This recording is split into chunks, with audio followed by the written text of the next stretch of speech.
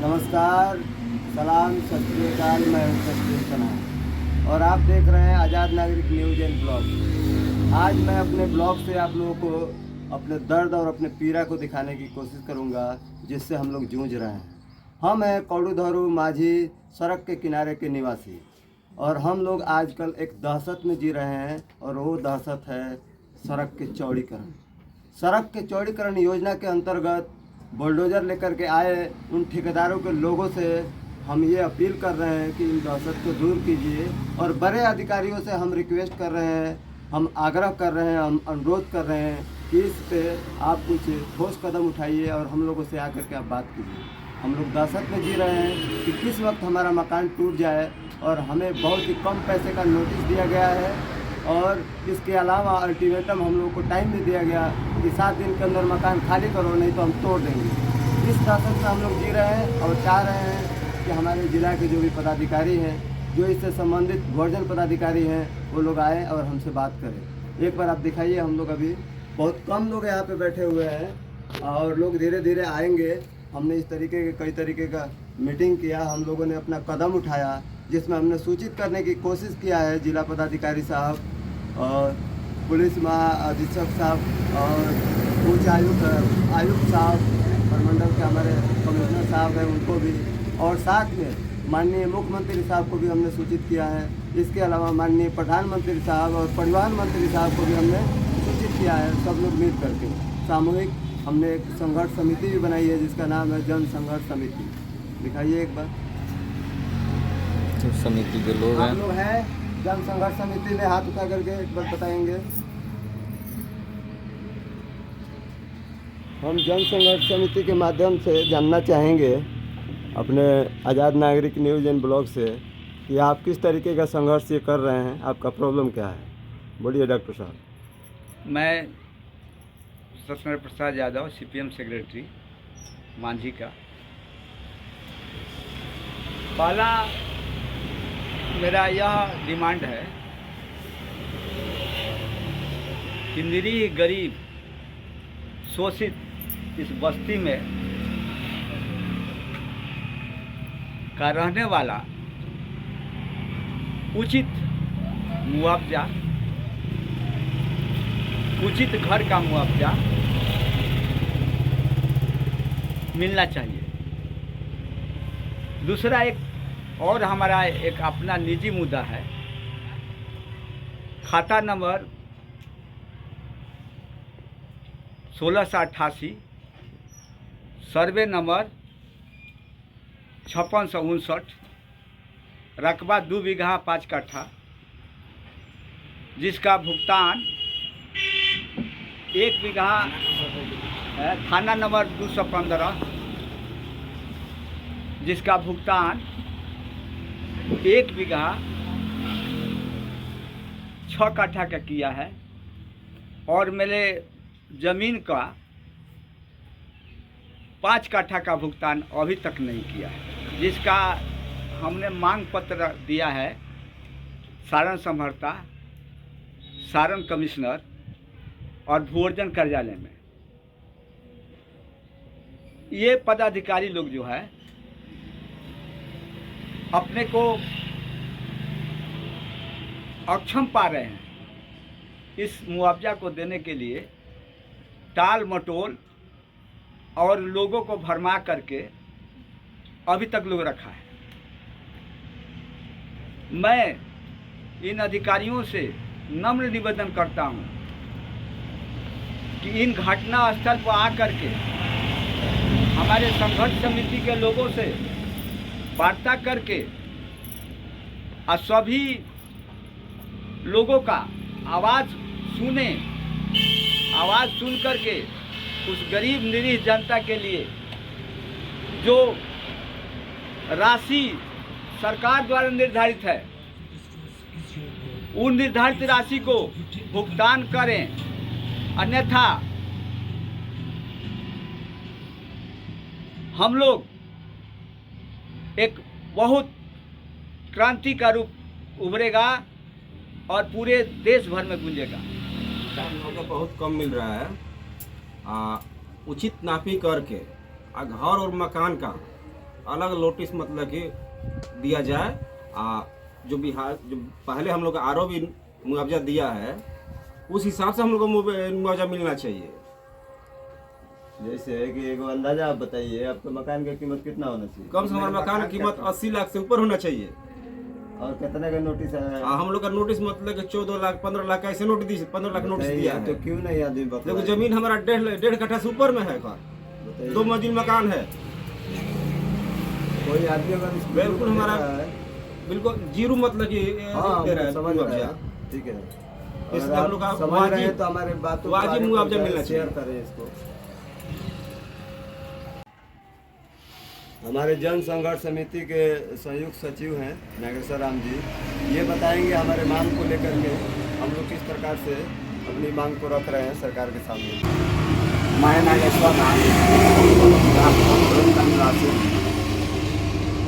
मेरा जमीन भूअर्जन कार्यालय द्वारा अधिकृत किया जा रहा है, जिसमें नोटिस दिया गया है। नोटिस में 64,924 रुपया 76 पैसा का नोटिस है, और ज़मीन जो है मेरा ज़्यादा लिया गया है। मार्किंग की भी बात है, मार्किंग भी सही नहीं है, और मेरे साथ नहीं बल्कि सब लोगों के साथ ऐसा ही हुआ है। इसलिए हम रिक्वेस्ट करेंगे कि जो उच्च अधिकारी लोग हैं जिन्होंने इसका मार्किंग किया, वो पुनः इसका मार्किंग का जांच करें और सही मार्किंग करें। और इसके बाद जो सरकारी रेट है वो है व्यवसायिक का हमारा 53,600 प्रति डिसमिल।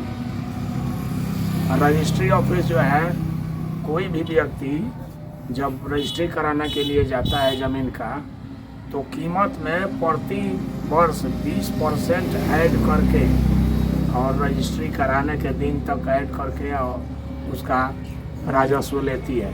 इसलिए हमारा ये कहना है कि जब पेमेंट हो उस समय तक जोड़ करके हमारी गरीबी की राशि आप प्लस में इस रेट का पार्लियामेंट एक्ट में जो पास हुआ है कि 4.5 गुना मूल्य का 4.5 गुना अधिग्रहण किए जमीन का पेमेंट करना है। तो इन नियमों के अनुसार हमारा जो भी बनता है वो हमें दिया जाए, और साथ ही संघर्ष समिति के जितने लोग हैं सबके इस समस्या का निदान किया जाए। इसमें मकान भी पड़ा हुआ है और ज़मीन भी पड़ा हुआ है। हम कहना चाहेंगे कि मकान और ज़मीन का अलग अलग सर्वे करके, अलग अलग नोटिस करके और पेमेंट किया जाए। राहुल का प्रॉब्लम बरुआ, अपन प्रॉब्लम बताएंगे। मैं दिक्कत बता देता हूँ, मुझे दिक्कत पता है। और दिक्कत यहाँ पे मैं एक नोटिस उदाहरण के तरीके पर दिखाऊंगा। ये नोटिस है इनके घर का, जो 99,610 रुपये का ये नोटिस है। अगर गौर से देखा जाए इनके घर को, तो मैं उम्मीद करता हूँ कि कम से कम आज की डेट में वैसे घर बनाने में नहीं लगेगा 15 से 20 लाख रुपया लग जाएगा। और इसके अलावा वैसे ज़मीन खरीदना हो तो इस सड़क पे 2 किलोमीटर के दायरे में बता रहा हूँ कि 15 लाख रुपये कट्ठा की ज़मीन नहीं मिल सकती है। आज के डेट में ज़मीन तो है ही नहीं, मिल ही नहीं सकती है। मिलेगा तो पड़ोसी उसके ऊपर चढ़ जाएगा, तो कोई खिला के किसी को ले लेगा। तो मैंने किसी तरीके से मैंने लेने वाले भी लोगों की कमी नहीं है, ना है लोग, ठीक है। और जल्दी मिलता नहीं है। अगर कहीं ज़मीन है सस्ते में बिक रही है तो कुछ ना कुछ उसके अंदर प्रॉब्लम है, तभी वो सस्ता में बिक रहा है। उसके बाद मान लेते हैं कि 15 लाख ज़मीन का और 15 लाख घर का, वैसे भी 30 लाख इनका बनता है। 99,000 क्या है, मजाक है क्या? अगर ये किसी तरीके का है, अगर ये नोटिस में कुछ ऐसी बात है तो इस व्यक्ति को समझ में आना चाहिए ना कि ये नोटिस है क्या। इनको लोगों ने बताया कि 99,000 का है, इनको लगा कि 99,000 में तो एक रूम भी नहीं तैयार होता है, और इनके मकान के अंदर 5-6 रूम है। तो ये थोड़ा सा अलग सा लग रहा है। मैं मजाकिया नहीं बोलूँगा। जो भी हमारे प्रशासनिक या इस वर्जन से रिलेटेड लोग अगर देख पा रहे हैं हमारे वीडियो को, अगर उस तक पहुँच रहा है, तो यहाँ हमारे जन संघर्ष समिति से संपर्क करने की कोशिश करें। डॉक्टर साहब ने भी यही बात बोला था, और मैं भी यही रिक्वेस्ट करूँगा, क्योंकि इस तरीके का नोटिस जब मेरे हाथ में आता है तो मुझे भी मजाक सा ही दिखता है। क्योंकि मुझे कीमत पता है आज के डेट में कि एक ईंट बालू की कीमत क्या है। मुझे पिछले बार आरओबी के तहत मुझे मुआवजा मिला था, ठीक मिला था, हमने कोई ऑब्जेक्शन नहीं उठाया था और उस मुआवजे को और अपने जेब से लगा के मैंने अपना घर बनाया था जो सामने साक्ष्य के रूप में तैयार है। उस घर का भी कीमत बहुत कम लगाया उन्होंने, वो भी मेरे को एक मजाक लगा। तो इस तरीके का मजाक ठीक नहीं है। सरकार की अगर राशि अगर उचित हमारे मुआवजे में नहीं तय है तो सरकार उसको तय करे और हमें उचित जो मुआवजा बनता है वो दे। हमारा यही डिमांड है, हमारे जन संघर्ष समिति का यही डिमांड है। यहाँ पे जितने लोग हमारे समिति से जुड़े हुए लोग हैं सब लोगों का यही डिमांड है कि हमें उचित मुआवजा दे और एक समय दिया जाए ताकि हम अपने मकान को आसानी से खाली करके हम अपने पीछे जाएं। हमें आपके प्रोजेक्ट से कुछ लेना देना नहीं है, आप भी हमारे लिए यही सुविधा बना रहे हैं तो हम भी चाहते हैं कि हम आपके लिए सुविधा दें, लेकिन इंसाफ के साथ, नाइंसाफ़ी के साथ नहीं और ज़बरदस्ती और तानाशाही के तहत नहीं कि आप बुलडोजर लेकर के किसी घर पे चला देंगे तो ये ठीक नहीं है। मैं सरकार से ये दरख्वास्त करूँगा कि आप ये देखिए कि अगर आपके सरकारी जगह पे भी कोई अगर अपना झोंपड़ी डाल के बैठा है और उसके पास आपका वोटर आई कार्ड है जो आपको वोट देता है तो आपको ऐसा कानून बनाना चाहिए कि उसकी झोंपड़ी हटाने की जगह दी जाए और उसे भूमि दिया जाए अगर वो भूमिहीन है तो, जिसको अपना घर बना करके इस देश में रह सके ताकि उन सरकार बनाने वालों को वो वोट दे सके, वो जीवित रह सके, वो सुखमय रह सके। इसके लिए सरकार का कर्तव्य बनता है। यहाँ पे गौर कीजिए 13 हेक्टेयर पे, इससे कंपेयर मैं दूसरे नोटिस से भी करूँगा कि उसमें क्या कीमत है और यहाँ कीमत गौर किया जाए। इकाई दहाई सैकड़ा हज़ार 10,000 लाख 10,47,201 जिसमें मकान भी शामिल है। जमीन के और मकान के सब एक में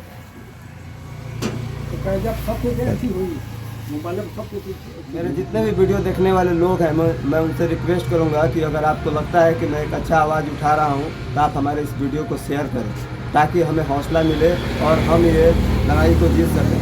क्योंकि सरकार हमारे साथ या प्रशासन कहें या कोई विभाग कहें तो हमारे साथ ये नाइंसाफ़ी कर रही है। हमारा डिमांड बस यही है उचित मुआवजा का और समय का। अचानक से बुलडोजर चलाना ये कदापि कोई नहीं बर्दाश्त करेगा, कहीं का भी लोग हो। और हम लोग एक समिति के माध्यम से ये आंदोलन भी कर रहे हैं कि आप हमारी मांग को सुनें और पूरा करें। जय हिंद, सलाम।